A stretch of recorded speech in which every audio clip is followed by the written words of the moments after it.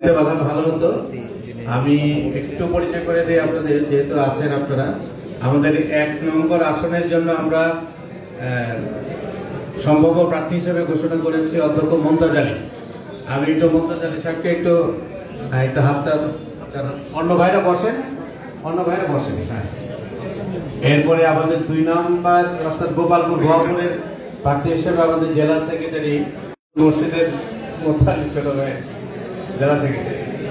3 নম্বর আসনের জন্য আমরা জেলা স্টেট সেক্রেটারি হোসনে মরক বাবুল সম্ভাব্য প্রার্থী। 4 নম্বর আসনে আমাদের নায়েব এমএলএ সাহেবকে দিয়েছি, জেলা খন্দকার আব্দুর রাজ্জাক সাহেব।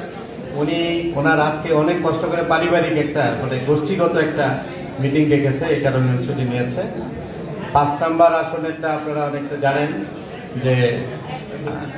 যে 5 নম্বর আসন আমাদের টাঙ্গাইল জেলার মোহতারাম সংগ্রামী আমির জনাব আহসান মাসুদ। আমাদের 6 নম্বর আসনের অর্থাৎ নাগরপুর দেলদুয়ার আসনের প্রার্থী ঘোষণা দেওয়া হয়েছে।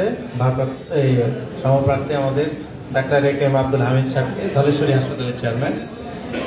এরপরে 7 নং আসনের প্রার্থী হিসেবে ঘোষণা দেওয়া হয়েছে অধ্যক্ষ আব্দুল্লাহ তালুকদার, উনি বানিয়ারা সিনিয়র মাদ্রাসার অধ্যক্ষ মির্জাপুরের।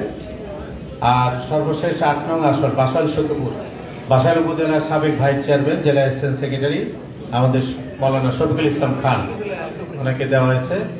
এই হচ্ছে মূলত আমাদের টাঙ্গাইলের 8টি আসনের প্রার্থীদের সম্ভাব্য পরিচিতি আপনাদের সামনে।